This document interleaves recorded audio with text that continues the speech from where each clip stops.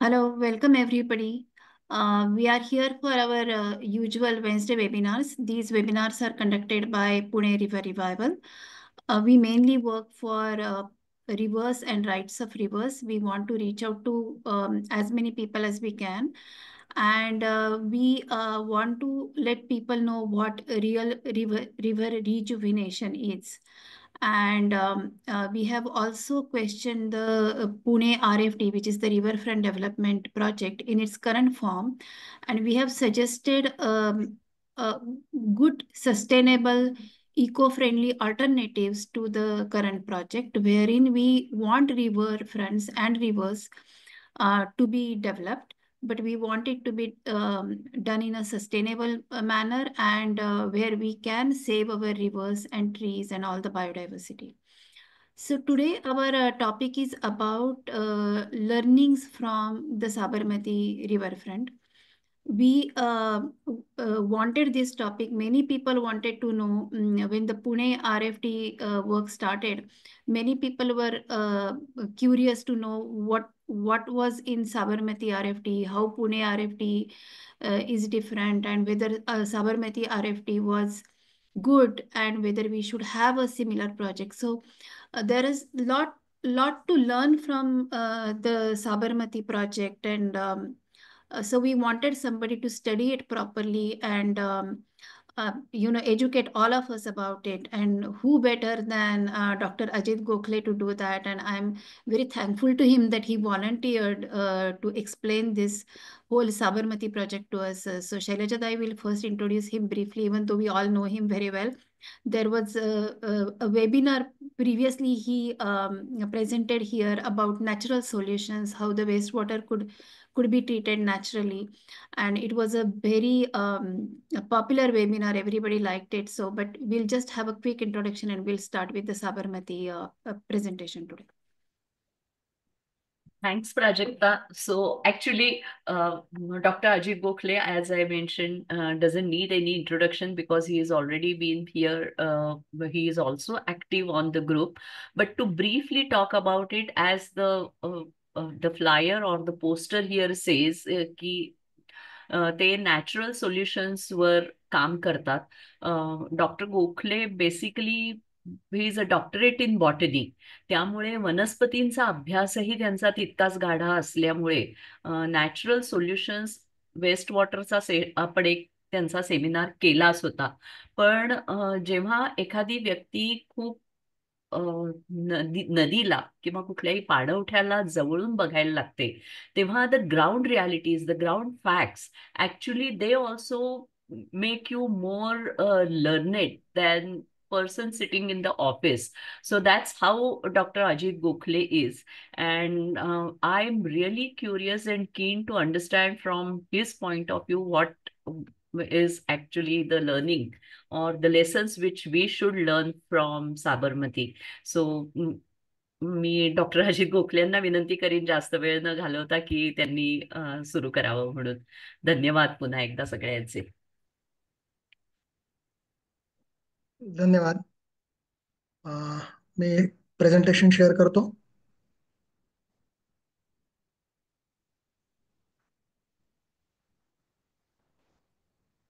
Presentation visible आहे? हो आहे. आवाज ऐकू येतोय? प्रेझेंटेशन विजिबल आहे? थँक्यू.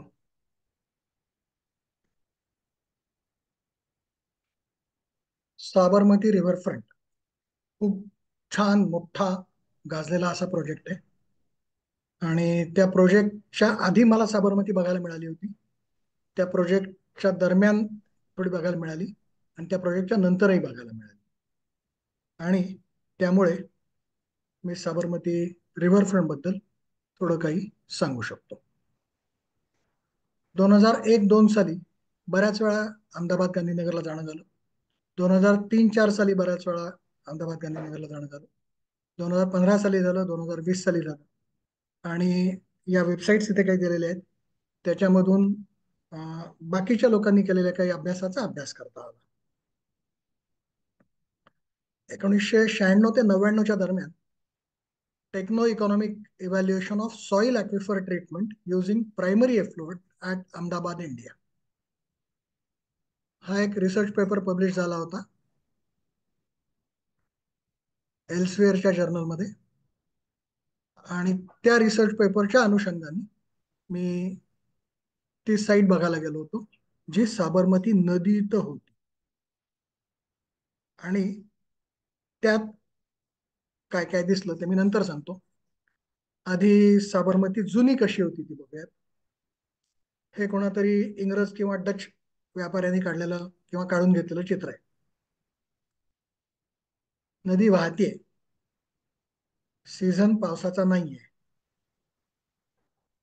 उंट आहेत, म्हशी आहेत, लोक नदीचं पाणी कपडे धुवायला वापरतायत, नदीमध्ये बोट आहे, विविध गोष्टी नदीच्या आजूबाजूला घडतायत.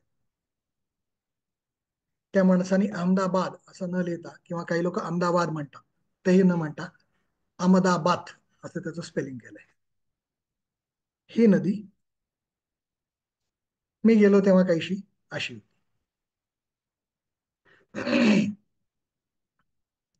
नदीमध्ये वाळू होती, माती होती, तिच्यावरती म्हशी फिरत होत्या, पाणी मधून मधून इकडून तिकडून जात होतं. सगळा रिव्हर बेडवर काही पाणी नव्हतं. नदीच्या दुसऱ्या लांबच्या टोकाला इंडस्ट्रियल एरियामधून इंडस्ट्रीचं पाणी येत होतं. एक मिनिट, अविनाश एका सेशन मध्ये आता बोलू नाही शकत.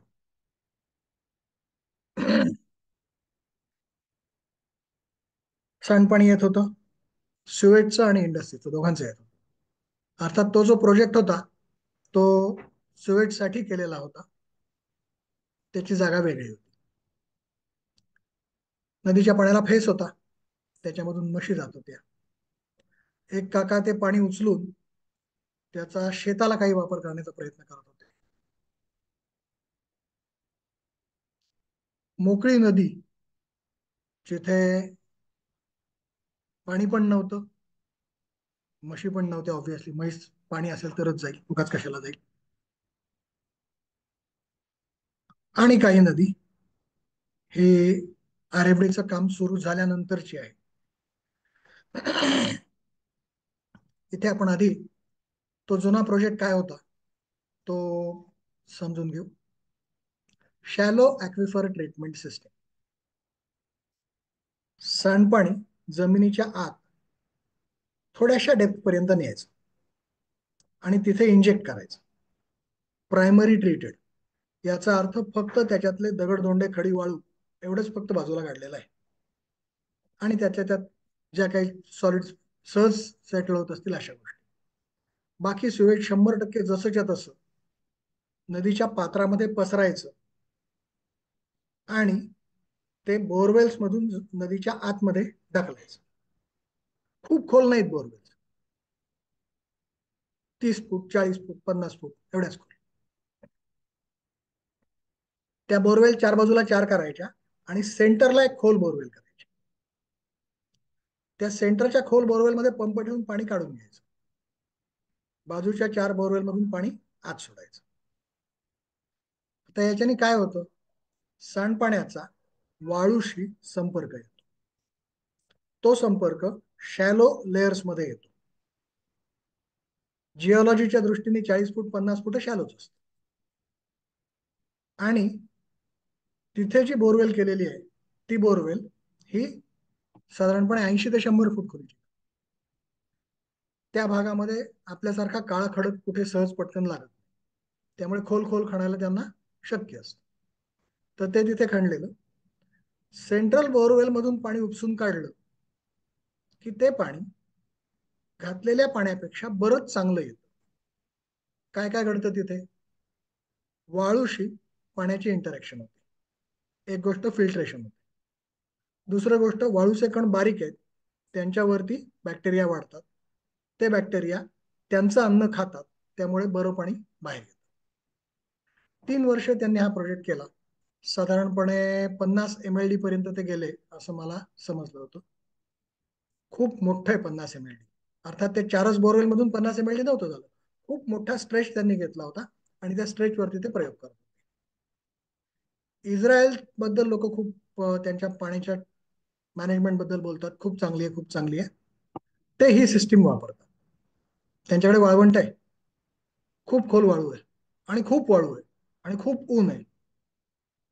त्यामुळे पाणी जमिनीमध्ये जर मुरवलं आणि पटकन काढून घेतलं तर ते इव्हॅपोरेट होण्यापासून वाचतं.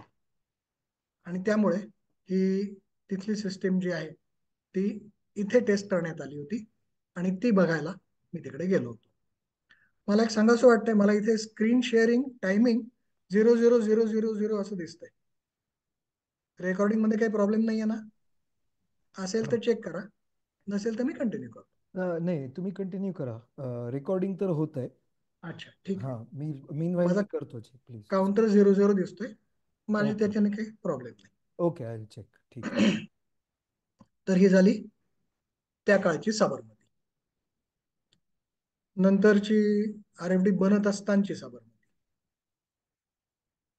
पाणी खराब आहे, त्यातून काही लोक काही रिट्रीव्ह करतायत.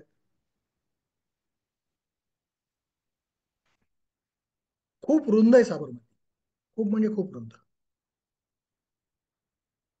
खूप पाणी तिला मोठ्या पावसात थोडाशा काळ असतं, त्याच्यानंतर खूप पाणी नसतं. कारण मुळात ती आवर्षण पर्वण अशा भागात आहे. तिच्यामध्ये वाळूचं खूप एक्स्ट्रॅक्शन केलं जायचं. आता त्यात पाणी आल्यापासून एक्स्ट्रॅक्शन करणं बंद झालं. आता ही वाळू काढायची का नाही काढायची असे खूप पर्यावरणीय प्रश्न पडतात.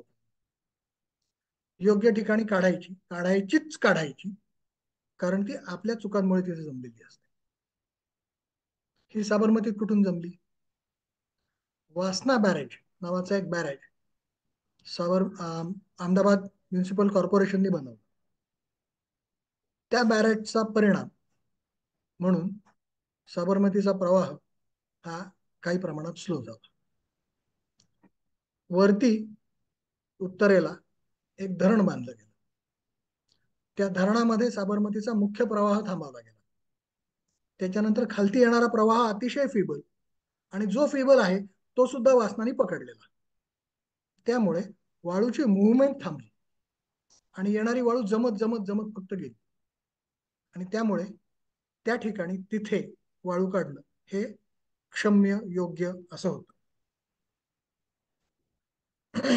दशामाता उत्सव नावाचा एक उत्सव त्यांच्याकडे असतो. त्या दशामाता उत्सवाच्या नंतर साबरमती नदीमध्ये विसर्जन केलेल्या या सगळ्या मूर्ती. साबरमतीच्या पात्रामध्ये एक मार्केट भरायचं, संडे मार्केट, गुजरी बाजार म्हणायचं त्याला. आणि ते खूप शतकांपासून तिथे भरायचं. मोहर्रमचे ताजिया यायचे विसर्जन करायला, तसेच गणपती पण यायचे. सर्कस त्या पात्रामध्ये तंबू ठोकायची. ते पात्र भरपूर रुंद आहे, मी सांगितलं तसं, आणि योग्य सीझनला ते पक्क कोरडं पण असायचं. त्यामुळे ते तंबू वगैरे ठीक, काही प्रॉब्लेम नाही. काही भागामध्ये शेती केली जायची. गाढवं वाळू घेऊन इकडून तिकडे जायची.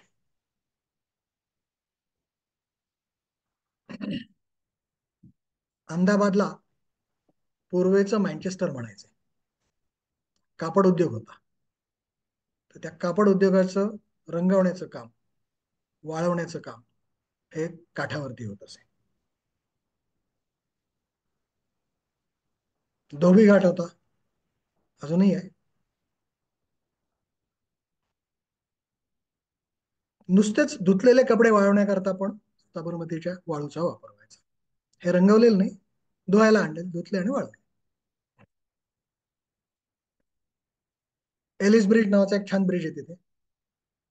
त्या ब्रिजच्या खालची ही साबरमती, कोरडी वाळू थोडस मध्ये घाणपाणी व्हायचं. जुना फोटो आहे हा, माझा फोटो नाही. पण लोक इथे नदीवर येत आहेत, फिरतायत, कामं करतायत. नदीचा आणि त्यांचा संबंध आहे. आणि त्या तिथल्या काही आदिवासी बायका, त्यांचं लुगडं नऊवारी साडीसारखं आहे बघा, वैशिष्ट्य वाटलं होतं. त्यानंतर आलं साबरमती रिव्हरफ्रंट डेव्हलपमेंट. खूप कॉन्क्रीट, खूप लोखंड, खूप हाय एनर्जी मटेरियल हे त्याच्यामध्ये वापरलं गेलंय. का वापरलं? त्याच्याऐवजी दुसरं काही वापरता नसतं का आलं? खूप प्रश्न येतात मला, पण आहे तिथे तसं. केवढं कॉन्क्रीट आहे बघा. ते कॉन्क्रीट एप्रिल मे जून महिन्यामध्ये कडक तापतं, भयंकर तापतं, रिफ्लेक्ट करते हीट. त्याच्यावरती झाडं वगैरे पण लावली आहेत, पण ती झाडं बिचारी गरीब आहेत, बारीकशी. त्या कडक उन्हामध्ये त्यांना त्रास होतो. शेजारी पाणी आहे, पण त्यांची मुळं त्या पाण्यापर्यंत नाही पोहोचू शकत, कारण कॉन्क्रीट आहे. आता ही साबरमती रिव्हरफ्रंट डेव्हलप झाल्यानंतर ब्रिजेस आहेत, बाग वगैरे केली आहे, दुसऱ्या बाजूला सायकलिंग ट्रॅक केलेत. आपण बाहेरून बघतो, पर्यावरणवादी वगैरे म्हणून बघतो, तेव्हा आपल्याला ते फार भयंकर वाईट वाटतं. मग मी तिथल्या लोकांशी बोलतो, कसं वाटतं रिव्हरफ्रंट? अरे क्या भारी बना है, मस्त. काय चांगलं आहे त्याच्यामध्ये? अरे ट्रॅफिक ना प्रॉब्लेम सॉल्व થઈ गया, ट्रॅफिकचा प्रॉब्लेम सुटला. 2 मोठे रस्ते दोन्ही बाजूनी मिळाले. त्यांच्या दृष्टीने अतिशय आवश्यक आणि योग्य गोष्ट होती. 2001, 2, 3, 4 या काळात मी जेव्हा तिथे गेलो होतो, तेव्हा जीव घुसमटायचा डिझेलच्या वासाने. सगळ्या ऑटो रिक्षा, सगळं public transport diesel mix petrol, diesel sorry diesel नाही, केरोसिन, चुकलो, kerosene mix diesel, kerosene mix petrol किंवा नुसतंच केरोसिन याच्यावरती वाहनं चालायची. प्रचंड ट्रॅफिक असायचा, डोळे झोंबायचे, श्वास घ्यायला त्रास व्हायचा. असं त्या काळचं अहमदाबादचं ट्रॅफिक. ते कमी झाल्याचा आनंद तिथल्या लोकांना होणं हे अतिशय स्वाभाविक आहे. आता रिसेंटली गेलो तेव्हा लक्षात आलं, केरोसिन वापरलं जात नाहीये फ्युएल म्हणून. हीच चांगली गोष्ट आहे. आता आपण बघूयात साबरमती सुरुवातीपासून शेवटपर्यंत. वरती उत्तरेला ओरिजिन आहे ते उदयपूर जिल्ह्यात आहे, राजस्थानच्या. तिथून ती वाहत येते, तिला उजवीकडून डावीकडून काही छोट्या छोट्या नद्या मिळतात. त्याच्यानंतर तिला पकडून ठेवलं धरोई नावाच्या धरणामध्ये. 1976 साली तो बनवला. पुढे आल्यानंतर गांधीनगरचा भाग आहे छोटासा, आणि मोठा भाग आहे अहमदाबादचा. अहमदाबाद संपता संपता वासना बॅरेज नावाची एक जागा आहे. तिथून ती पुढे निघते आणि फिरत फिरत खंबातच्या आखातामध्ये, ज्याला इंग्रज बे ऑफ कॅम्बे म्हणायचे, तिथे जाऊन समुद्राला मिळते. थोडा जवळचा व्ह्यू, ओरिजिन लांब डोंगरात, धरोई, पुढे येते वळत वळत वळत गांधीनगर. नदीच्या दृष्टीने बघायचं गेलं तर उजव्या हाताला आहे, आपल्या दृष्टीने डाव्या किनाऱ्यावर इथून बघताना. अहमदाबाद मात्र दोन्ही किनाऱ्यांवर खूप मोठं आहे. तिथे वासना बॅरेज दिसतोय बघा. हे आरेवडी व्हायच्या आधीचं इमेज आहे. गांधीनगरच्या शेजारी बघितलं तर नदी हिरवी आहे बघा, त्याच्या वरती नदी पांढरी आहे. पांढरी म्हणजे वाळू वाळू वाळू वाळू वाळू वाळू वाळू वाळू वाळू वरपर्यंत वाळू, कारण पाणी धरलं इथे धरुईमध्ये. त्याच्या पुढे वाळू. गांधीनगरला हिरवी का? तर त्यांना कुठून तरी पाणी सप्लाय होतं, मग ते पाणी वापरतात आणि सांडतात. ते सांडलेलं पाणी गांधीनगरला नदीत येतं, तिथे हिरवी. तिथून पुढे झाल्यानंतर काय आहे, पुढे शॅलो ॲक्विफर ट्रीटमेंट केली नाही तरी ती नदी ते पाणी पिऊन टाकते, आणि मग पुढे पुन्हा नदीमध्ये पाणी दिसतंय. आता हे पाणी कुठून आलं? हे पाणी हे या अहमदाबादकरांनी त्यांचं सांडपाणी म्हणून टाकलं, ते त्या नदीत आलं. हे गांधीनगर, ही गांधीनगर शेजारची हिरवी साबरमती. बरं, मी एवढ्या वेळा गांधीनगरला का जात होतो? तर हे DAIICT नावाची जागा आहे. थोडासा हिरवा भाग दिसतो बघा Gandhinagar. Dhirubhai Ambani institute of information communication technology. तिथे त्यांच्या सगळ्या सांडपाण्याला आपण रेडबेडनी ट्रीट केलं आणि ते रेडबेड ट्रीटेड पाणी ते त्यांच्या कॅम्पसमध्ये वापरतात. त्यामुळे त्यांचा तेवढा कॅम्पस हिरवा दिसतोय, बाकी गांधीनगर पांढरा दिसतंय कॉन्क्रीटमुळे. Pre RFD Sabarmati, dry Sabarmati वरची, गांधीनगरची हिरवी साबरमती, गांधीनगर पासून अहमदाबाद पर्यंतची कोरडी साबरमती. तिला क्रॉस करणारा एक छान काहीतरी बांधीव वॉटरवे किंवा हायवे, तिथे एक ॲरो आहे, त्या ॲरोकडे लक्ष द्या. त्या ॲरो मध्ये की आहे. त्याच्यानंतरचं अहमदाबाद, ज्याच्यात साबरमती RFD आहे, आणि वासना बॅरेज 1976 ला बांधलेला. वासना बॅरेजच्या खाली जी साबरमती आहे ती पोस्ट RFD ड्राय साबरमती आहे. पुढे जाऊयात. गांधीनगरमध्ये जुन्या काळातली साबरमती पूर्ण कोरडी होती. अहमदाबादमध्ये साबरमतीमध्ये पाणी होतं. डाऊनस्ट्रीम ऑफ अहमदाबाद पाणी कमी होतं. परत पुढे जाऊ. हे 96 साली बघितलेलं. वासना बॅरेज ही जी काही जागा आहे, त्या वासना बॅरेजच्या शेजारी आपल्या उजव्या हाताला नदीच्या डाव्या काठाला पिराना वॉटर पंप नावाची जागा आहे. तिथे वॉटर सप्लाय मोठं ऑफिस आहे, जे अख्ख्या अहमदाबादला पाणी पोचवायचं. कारण वासना बॅरेज मध्ये पाणी अडवून ते पाणी जमिनीत मुरवून त्याच्यावरती based ground water supply scheme ही अख्ख्या अहमदाबादला पाणी पुरवत होती जुन्या काळी, आणि ते पाणी खूप कमी होतं. त्यांचं पाणी घेण्याची जागा ही अहमदाबाद शहराच्या डाऊनस्ट्रीम होती, येते लक्षात. त्यामुळे त्यांचं पाणी खूप खराबही झालं. अख्ख्या शहराचं पाणी खूप खराब झालेलं. पाण्यातले नायट्रेट्स वाढायला लागलेत, पाण्यात बॅक्टेरिया वाढत आहेत, पाणी खराब होतंय. अशा काळी त्यांना काहीतरी करण्याची निश्चितच आवश्यकता होती, आणि ते काहीतरी म्हणजे काय हे आपण पुढे बघू. Next slide. 1960 सालापासून या RFDचं काम सुरू आहे. विविध लोक त्याच्यावरती विचार करतात. बर्नार्ड कोन नावाचा एक फ्रेंच आर्किटेक्ट होता, जो अहमदाबादमध्ये वस्तीला होता, राहायला होता. कमल मंगलदास नावाचे एक आर्किटेक्ट होते मला वाटतं, आणि अनिल बाकेरी नावाचे इंजिनियर होते. यांनी पहिल्यांदा विचार केला होता की आपण गांधी ब्रिज पासून सरदार ब्रिज पर्यंत जो रिव्हरचा भाग आहे त्याला आपण छान करू आणि त्याचा काही योग्य वापर करू, कमर्शियल वापर. त्या काळात त्यांनी 30 हेक्टर जमीन आपल्याला पुनर्वापरासाठी किंवा वापरासाठी मिळेल, मानवी वापरासाठी, असा विचार केला होता. 76 साली पुन्हा त्याच्यावरती विचार झाला. पुढची स्लाइड बघूयात.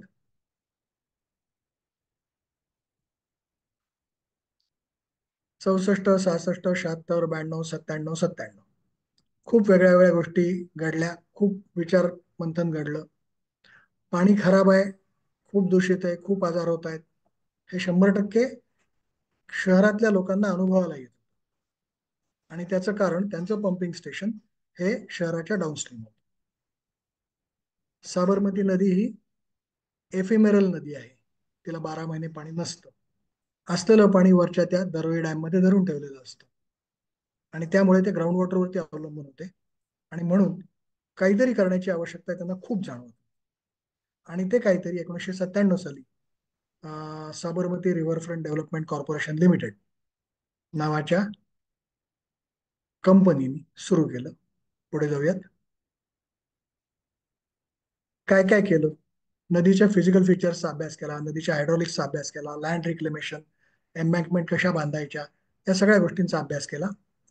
वॉटर रिटेन्शन बघितलं, ग्राउंड वॉटर रिचार्ज कसा करता येईल ते बघितलं, लँड यूज आणि रोड नेटवर्क कसे इम्प्रूव्ह करता येतील ते बघितलं, इन्फ्रास्ट्रक्चर सर्व्हिसेस बघितल्या. तिथे काही लोकांना रिहॅबिलिटेट करायला लागणार होतं, त्यांची रिसेटलमेंट आणि रिहॅबिलिटेशन या सगळ्याचं प्लॅनिंग केलं. इम्प्लिमेंट कसं करायचं ते ठरवलं. प्रोजेक्ट कॉस्ट किती असेल, त्यातून रेव्हेन्यू कसा मिळेल, या SRFDCL ला फायनान्सिंग कसं मिळेल, या सगळ्या गोष्टीचा विचार करून त्याची मोठी मोठी डॉक्युमेंट्स बनवून मग हे प्रोजेक्ट प्रत्यक्षामध्ये कामाला पाठवलं गेलं. पुढे जाऊयात. 20व्या शतकातली वॉटर सप्लाय सोर्सेस आणि आत्ताचे वॉटर सप्लाय इन्फ्रास्ट्रक्चर, सोर्सेस नाही म्हणता येणार, इन्फ्रास्ट्रक्चर अहमदाबादची ही अशी आहे. आणि त्याच्यामध्ये मी तुम्हाला बाणाकडे लक्ष द्यायला सांगितलं होतं. तो बाण जो आहे तो नर्मदा कॅनॉल मधलं पाणी साबरमतीमध्ये सोडण्याच्या जागेचा आहे. इथे तुमच्या लक्षात येईल हे जे निळा चौकोन आहे तो नाही, त्याच्यावरचा अपस्ट्रीम, हा तो निळा चौकोन, तिथून पाणी साबरमतीमध्ये सोडायला सुरुवात झाली. तेव्हापासून साबरमतीच्या पाण्याला नर्मदा माईचं पाणी मिळालं. साबरमतीमध्ये असलेलं घाण पाणी, सिवेज, नर्मदेच्या पाण्याने डायल्यूट झालं. पुढे जाऊ. हे वासना बॅरेज, बॅरेजनी पाणी अडवलं म्हणून अहमदाबाद जगू शकलं. त्या बॅरेजच्या खालच्या बाजूला पाणी नाही किंवा खूप कमी पाणी आहे. मोठ्या प्रमाणात इंडस्ट्रीयल एफ्लुएंट आणि बाकीच्या वाढत्या अहमदाबादचं एफ्लुएंट हे तिथे पडून मिळतंय. पुढे जाऊयात. हे जे काही रिव्हरफ्रंट डेव्हलपमेंट नावाची गोष्ट घडली, तिथे त्यांनी खूप मोठं सिवेज नेटवर्कही उभं केलं. नदीला पॅरलल दोनही बाजूला खूप मोठ्या पाईपने सिवेज एकत्र करून त्याला ट्रीटमेंटला पाठवायचं, हा प्रोजेक्टचा भाग होता. पुढे जाऊयात. इथे कराई डॅम नावाची एक जागा दिसते बघा, तो नर्मदा कॅनॉल, तिथून पाणी सोडलं जातं, तिथून ते साबरमतीत येतं. साबरमतीत आल्यानंतर ते पुढे गांधीनगर, सॉरी अहमदाबादमध्ये येतं. गांधीनगर उत्तरेला आहे. पुढे जाऊयात. 2002 सालची साबरमती आणि 2016 सालची साबरमती. 2016 साली पाणी खूप आहे, 2 साली पाणी नाहीये, कारण ते फक्त सिवेजच होतं त्या काळात. पुढे जाऊयात.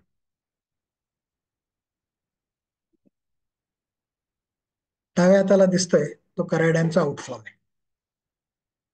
कराई डॅम हा खरं तर नाव दिलंय त्याला, एका मोठ्या कॅनल मधून पाणी बाहेर सोडण्याची ती यंत्रणा आहे, एक स्ट्रक्चर, एक गेट आहे. पुढे जाऊ.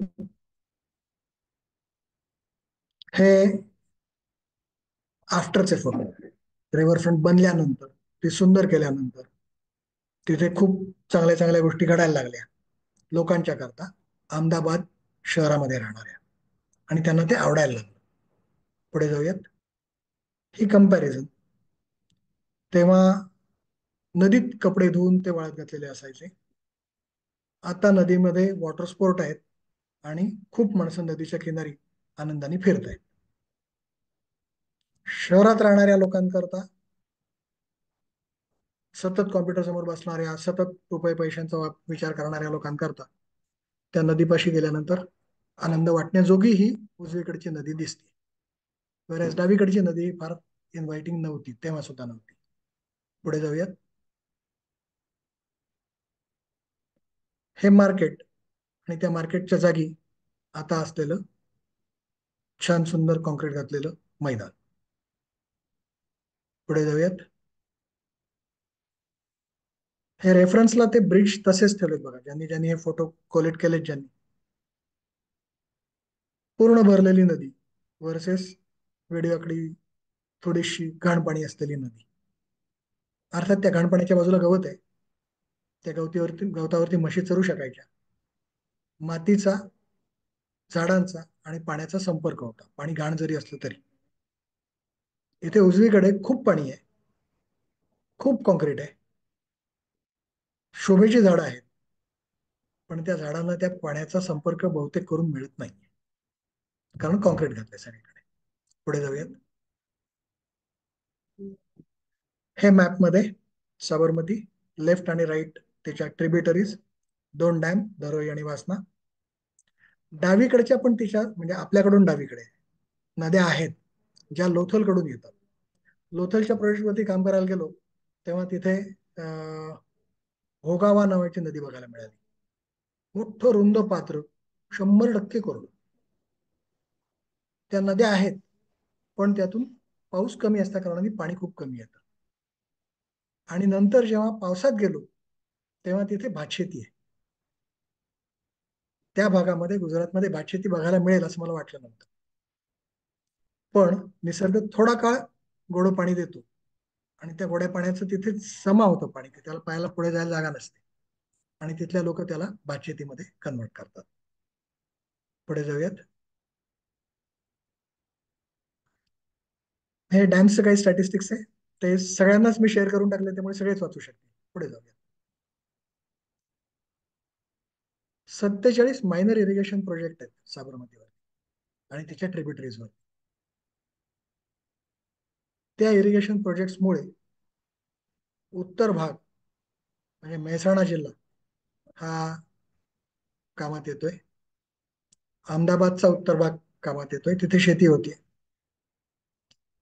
धरोई डॅमनी खूप पाणी धरल्यामुळे पुढे साबरमतीमध्ये पाणी येणंच कमी होतं ड्राय सीझनला किंवा इव्हन रेनी सीझन मध्ये सुद्धा, पावसाळ्यामध्ये सुद्धा जोपर्यंत धरोई भरत नाही तोपर्यंत साबरमतीत पाणी सोडलं जात नाही. इंडस्ट्रीज खाली आहेत, प्रचंड मोठी लोकसंख्या खाली आहे आणि त्यांना मग त्या उपलब्ध पाण्यावरती अवलंबून राहावं लागत. पुढे जाऊयात. वॉटर युसेज, अहमदाबादचा वॉटर युसेज मी शोधायचा प्रयत्न केला. आत्ताच्या घडीला 1150 मिलियन लिटर्स पर डे नर्मदेतून मिळत आहेत, 300 मिलियन लिटर पर डे माहीमधून मिळत आहेत, अधिक साधारण 300-350 बोरवेल्स आहेत ज्या महापालिकेच्या मालकीच्या आहेत. तो नंबर बदलत राहतो कारण काही बोरवेल कोरड्या पडतात, बोरवेल नाही ट्यूबवेल आहेत त्या कोरड्या पडतात, काही नव्या बनवल्या जातात. 75 राणी वेल्स किंवा फ्रेंच वेल्स म्हटलं जातं त्यांना, तशा नदीपात्रात विहिरी होत्या, अजूनही त्या आजूबाजूला असतील आणि काम करत असतील. त्याच्याशिवाय प्रचंड प्रायव्हेट वेल्स आणि बोरवेल्स आहेत. माझ्या अंदाजाप्रमाणे 2200 मिलियन लिटर्स पर डे एवढं पाणी अहमदाबाद वापरतो. साबरमती रिव्हरफ्रंट प्रोजेक्ट मध्ये किती गोळा केलंय? 12,500 मिलियन लिटर गोळा केले, जे त्यांच्या वॉटर युसेजच्या 5.68 टाइम्स फक्त आहे. म्हणजे वासना बॅरेज बंद केला, वरतून पाणी येत नाहीये आणि फक्त अहमदाबादचं सिवेज किंवा ट्रीटेड सिवेज त्या नदीत जर टाकलं तर 7 दिवसामध्ये, फार तर फार 7 दिवसामध्ये ती नदी भरून जाईल. हे वासना बॅरेजने केलेलं आहे. पुढे जाऊयात. स्पॅमर्सना रिक्वेस्ट आहे, स्पॅमर्स प्लीज पूर्ण ऐका, तुमचं कामही चांगलं होईल त्याच्यामध्ये. ते बंद करण्यात काही मजा नाही, ऐका पूर्ण.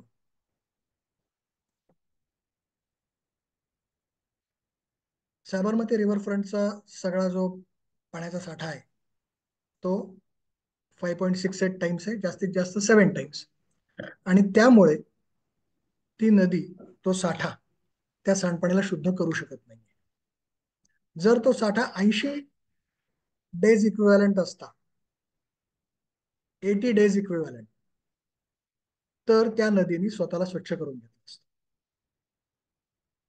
कारण कडक उन्हामध्ये आणि थंडीमध्ये सुद्धा 80 पट व्हॉल्यूम मध्ये आपण जर एखादं सिवेज ठेवलं ज्याला खाली मातीचा संपर्क आहे तर ती माती आणि ते पाणी स्वतःला स्वच्छ करून घेतात. पुढे जाऊयात. हा डाऊनस्ट्रीमचा भाग आहे. मगाशी आपण दोराई धरण बघितले ते वरती होतं. हे रिंझा नावाचं गाव आहे जे अहमदाबादच्या साधारणपणे 65 किलोमीटर डाऊनस्ट्रीम आहे. तिथे शेतकरी दादा जे आहेत ते त्यांच्या वांग्याच्या पिकाची काळजी करतात, कारण 2007च्या पुरामध्ये, रिव्हरफ्रंट डेव्हलपमेंट व्हायच्या आधी, RFDची चूक नाही, मोठा पूर आला होता आणि त्या पुराने 3 एकर जागा त्यांची वाहून गेली. आपण बाहेर बसलेले पर्यावरणवादी आहोत, ते तिथे जगणारे शेतकरी आहेत. जेव्हा त्यांची नदी त्यांचं शेत खाऊन टाकते तेव्हा त्यांना उपजीविकेचं साधन राहत नाही. त्यांच्याकरता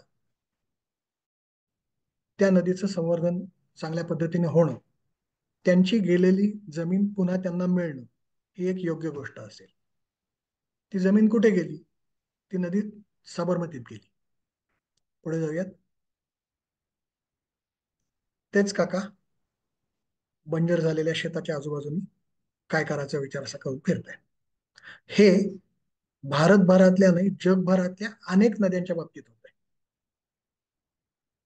आपण आपल्या नद्यांकडे खूप चुकीच्या पद्धतीने बघतोय. आपण आपल्या शेतांकडे खूप चुकीच्या पद्धतीने बघतोय आणि त्याच्यामुळे नद्या ओव्हरत आहेत.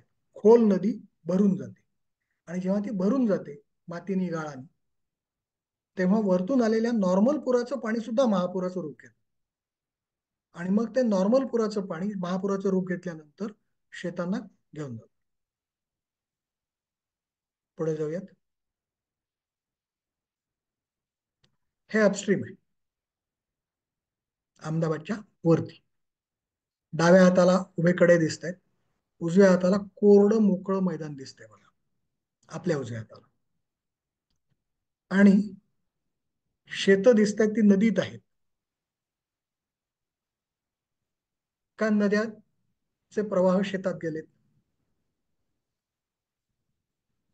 बऱ्याच ठिकाणी नदीचे प्रवाह शेतात गेलेत.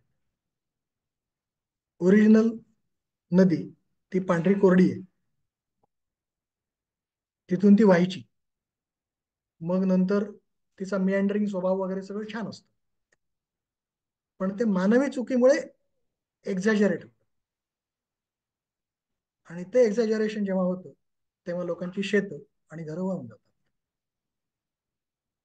त्यांना मियांडरचं कौतुक नसतं, त्यांचं जीवन वाहून गेलेलं असतं. पुढे जावे. योग्य ठिकाणी योग्य प्रकारे नदीतला गाळ काढायला हवा, कारण तिच्यावरती आम्ही धरणं बांधले चुकीची. पुढे जाऊया. साबरमती रिव्हरफ्रंट खूप छान दिसते आणि मिठी किती घाण दिसते, मुसी किती घाण दिसते, असे खूप काय म्हणता येतील प्रेझेंटेशन्स लोकांनी स्वतः करून सोशल मीडियावरती टाकले. आणि खरी गोष्ट आहे, 200 कोटी दर वर्षाला जर जात असतील मिठीमध्ये आणि गेली अनेक वर्ष जात असतील, 2005 नंतर जात आहेत बहुतेक, एक्झॅक्ट आकडा नाही माहिती मला, पण खूप जात आहेत. तर निदान दृश्य रूप तरी साबरमती रिव्हरफ्रंटचं चांगलं आहे. पुढे जाऊयात. काय काय केलंय? रिक्लेम लँड 204 हेक्टर रिक्लेम केले, प्रॉमेनेड्स बनवले, घाट्स बनवले, 31 घाट आहेत, बोटिंग स्टेशन्स बनवली, इव्हेंट ग्राउंड बनवली, लॉन्ड्री कॅम्पस, जो धोबी घाट होता की नाही तो काढून योग्य ठिकाणी धोबी घाट बनवले. त्यांना छान हापटून धोपटून धुता येतील कपडे, असं जास्त वाकून काम करावं लागणार नाही, असं असा धोबी घाट बनवलाय. चांगला धोबी घाट आहे. पुढे जाऊयात.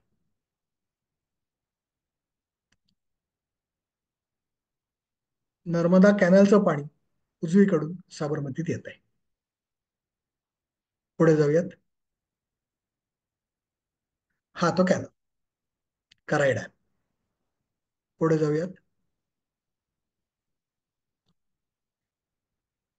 600 वर्षांपूर्वीचं हे शहर, त्याच्यामध्ये खूप इकोलाय होते पाण्यामध्ये, आणि आजही रिव्हरफ्रंट डेव्हलपमेंट झाल्यानंतर ही नदी भारतातली दुसरी सगळ्यात पोल्युटेड नदी, शहरी नदी असं म्हटलं जात आहे. बहुतेक त्यांनी आमची मिठी बघितली नाही किंवा ओशिवरा आणि दहिसर वगैरे बघितल्या नाही, त्याही अशीच वाईट असतील. 345 BOD हा तमिळनाडूच्या कोअम नदीचा, आणि साबरमतीचा तिचाही असाच बऱ्याच आहे, 200 250 काहीतरी होता. पुढे जाऊयात. नंतर काय घडलं? स्वच्छ सुंदर साबरमती, स्वच्छ सुंदर घाट, स्वच्छ सुंदर दिसणार तिचं रूप, सुंदर रस्ते ज्याच्यामुळे ट्रॅफिक जॅम कमी झाला, केरोसिन बंद केल्यामुळे डोळे झोमणं कमी झालं. आणि अहमदाबाद शહેરમાં તંત્ર દ્વારા નવા નજરાણા ઊભા કરવામાં આવી રહ્યા છે, પણ જે જગ્યા લોકો માટે બનાવવા આવી છે તેને તંત્ર દ્વારા તેની જાળવણી કરવામાં આવતી નથી. શહેરમાં સૌ પ્રથમ જીપ લાઇન સરદાર બ્રિજ પાસે ઊભી કરવા આવી. ત્યારબાદ નદીમાં બોટિંગ શરૂ કરવામાં આવ્યું. ત્યારબાદ એસી વાળી ક્રૂઝ બોટ લાવવામાં આવી અને ત્યારબાદ સી પ્લેન. આ બધી જ વસ્તુઓ હાલ બંધ છે. स्वच्छ सुंदर साबरमतीच्या पाण्यावरती म्हणजे दिसणाऱ्या पाण्यावरती तेव्हा क्रूज बोट आणली, झिपलाईन आणली, सी प्लेन आणलं आणि ते सगळं छान लोकांना आवडलं. पण नंतर तिथे जलकुंभी वाढली आणि ती जलकुंभी काढण्याकरता त्यांना 48,000 रुपये प्रतिदिन खर्च करायला लागत होते.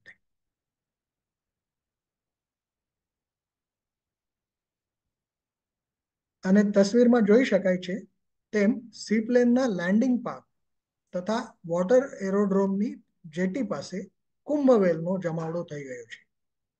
એક સેવા સચવાતી નથી. ત્યાં અધૂરામાં પૂરું તંત્ર દ્વારા 2 સી પ્લેન લાવવાની રજૂઆત સરકારને કરવામાં આવી છે.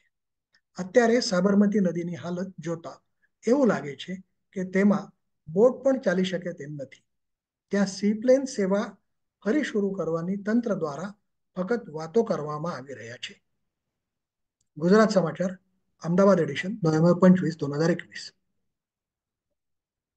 हे का घडलं? कारण एसटीपीने ट्रीट केलेलं पाणी जरी सोडलं असलं तरी त्या पाण्यामध्ये नायट्रेट होते, फॉस्फेट्स होते, अमोनिया होता, सल्फाइड्स होते. सगळं न्यूट्रिशन जे झाडांना लागतं ते तिथे होतं. क्लिअर दिसणं पाणी आणि शुद्ध दिसणं पाणी याच्यामध्ये प्रचंड फरक आहे. तो फरक इथे दिसतो. निसर्गाने इथे जलकुंभी वाढवली. नर्मदा कॅनलमध्ये जलकुंभी वाढत नाही. मला खूप चांगला अनुभव आला होता. आम्ही जेव्हा बडा वर्धा नावाच्या गावात काम केलं नर्मदा माईच्या किनारी, बडा वर्धाच्या एका रेसिडेन्शियल भागातून सांडपाणी येत होतं. ते सांडपाणी तिथून सरदार सरोवरामध्ये मिळत होतं. सरदार सरोवर ऑर्गॅनिक कनेक्शन मध्ये आहे त्या सांडपाण्याच्या. सुरुवातीला तिथे जलकुंभी वाढत नाही कारण ते पाणी खूप जास्त प्रदूषित असतं. थोडं अंतर गेल्यानंतर मातीशी कॉन्टॅक्ट, झाडांशी कॉन्टॅक्ट आल्यानंतर जलकुंभी वाढायला सुरुवात होते. त्याच्यानंतर जलकुंभी आणखीन वाढते.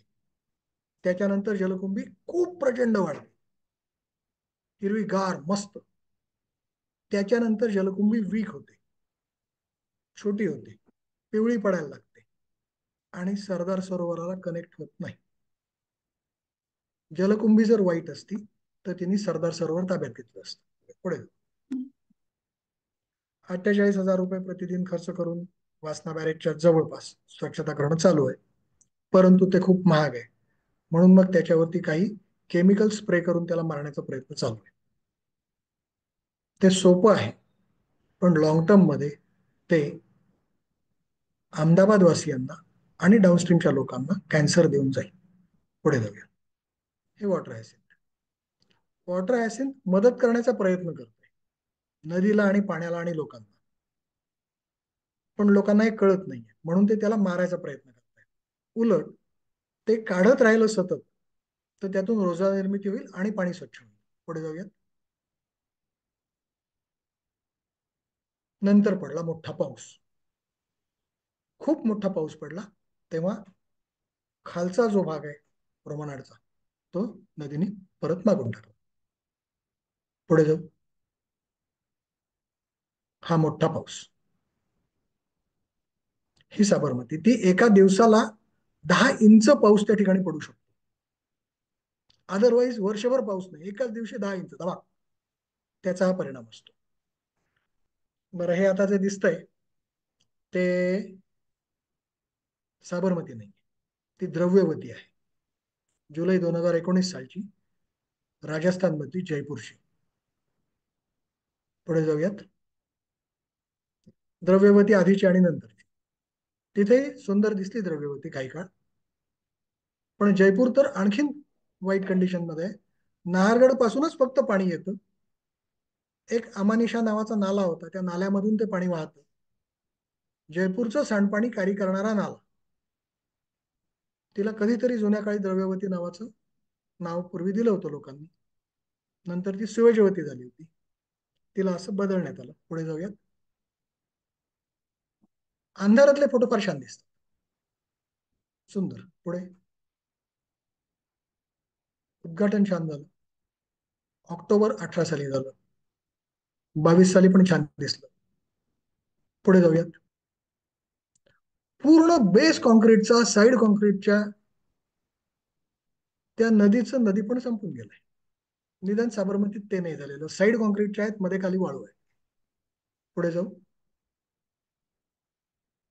द्रव्यवती 3 कॉन्स्टिट्युएन्सीला मोठा प्रश्न. पुढे जाऊयात. ही नंतरची द्रव्यवती, पोस्ट RFD. तिथला गाळ काढावा लागतोय, कारण खूप गाळ आहे.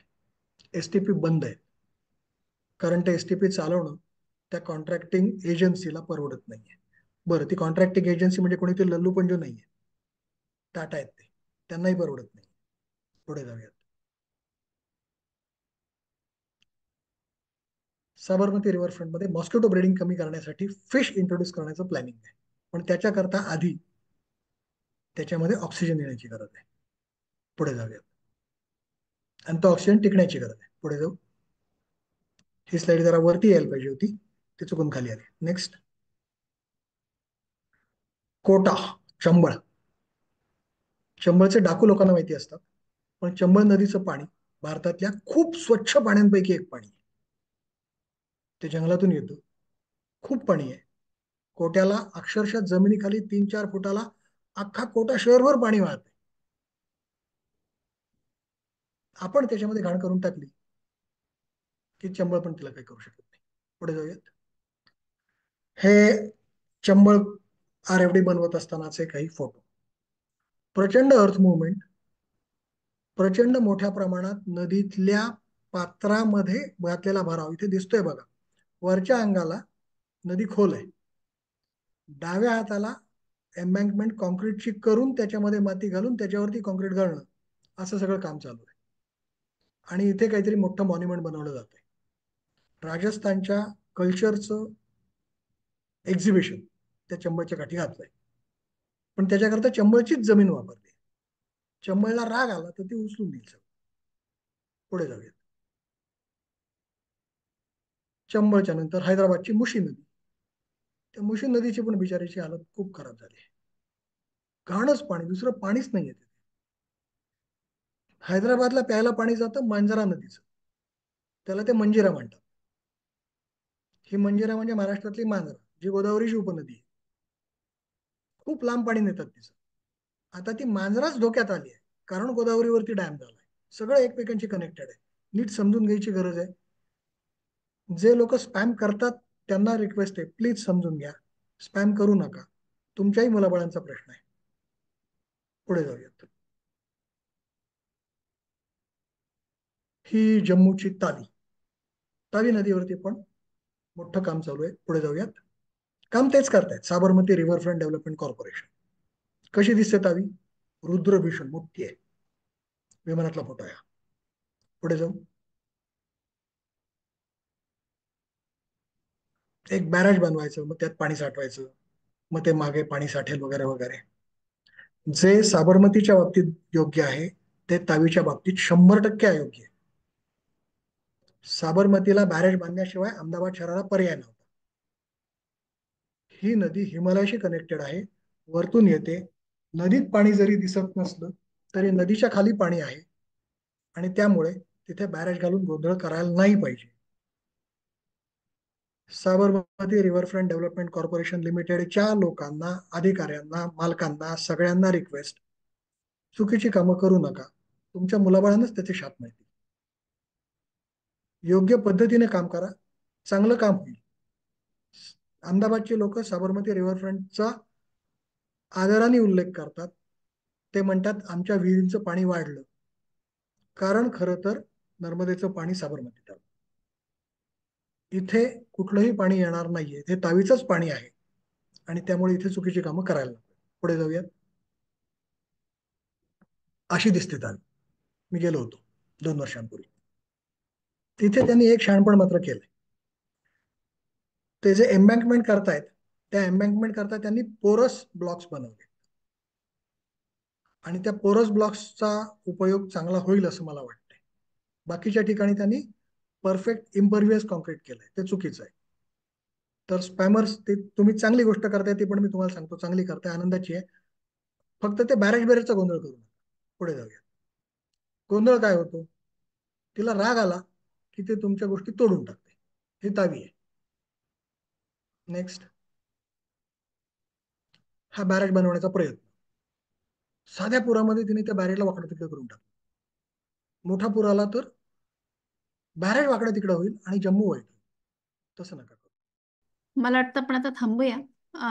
आणि आपण एक मला 2 आठवड्यांनी आपल्याला, कारण पुढच्या आठवड्यात आपलं वेगळं सेशन ऑलरेडी ठरलेलं आहे, तर एक 2 आठवड्यांनी आपण ह्याच्यावरती 3 किंवा 4 आठवडे करूया. त्याच्यानंतर मधल्या भागात मी प्रवास करत असेल. ठीक आहे, चालेल, हरकत नाही. आपण एक ह्याचा पार्ट 2 घेऊया, ज्याच्यामध्ये आपण प्रश्न घेऊया आणि क्वेश्चन आन्सर घेऊया. त्यामुळे मी आता कोणालाच अनम्यूट करत नाहीये, कारण की आता आपण तसेही प्रश्न घेणार नाही आहोत. वेळ खूप झाला. तर खूपच महत्वाचं होतं. थँक्यू. आणि आपण नक्कीच परत भेटणार आहोत. तेव्हा आपण प्रश्न घेऊया आणि मला वाटतं आपण शक्यतो चॅटबॉक्समध्ये प्रश्न घेऊया. तर आपल्या सेशनमध्ये इंटरप्शन आल्यानंतरही पुन्हा लोक जॉईन झाले त्याबद्दल मी सगळ्यांना धन्यवाद म्हणते आहे आणि पुढच्या बुधवारी पुन्हा भेटूया. थँक्स. Good night. मी स्पॅमर्सला पण धन्यवाद देतो. याचा अर्थ आपण काहीतरी योग्य चांगलं बोलतोय असं त्यांनी आपल्याला सिद्ध करून दिलं. धन्यवाद. अच्छा, धन्यवाद. Good night.